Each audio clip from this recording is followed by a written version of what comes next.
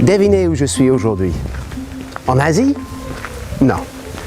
Je suis à côté d'Anduze, aux portes des Cévennes, à la bambouserie de Pras-France. Hi Bonjour Simon. Kevin. Le bambou en pleine Cévennes. Oui, le rêve d'un homme.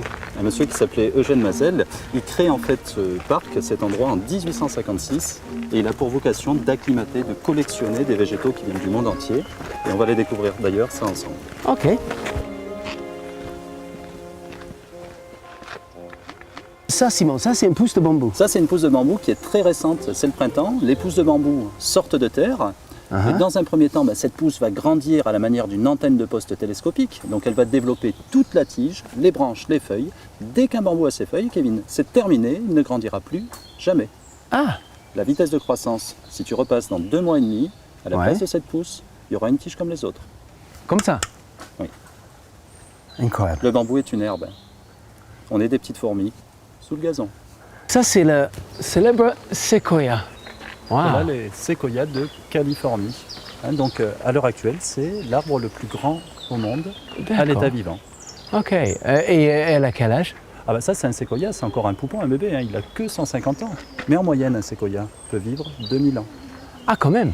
Mais surtout, ce qu'on peut noter finalement dans cette allée, c'est le contraste saisissant entre le bambou qui est une herbe, le séquoia qui est un arbre.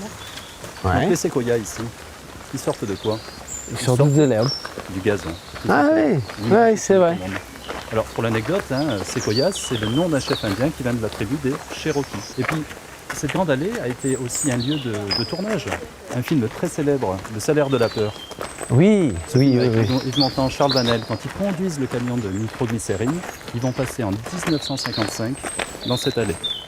D'accord. Donc c'est vraiment un lieu chargé d'histoire. Donc les bambous sont classés par taille, par couleur et par forme.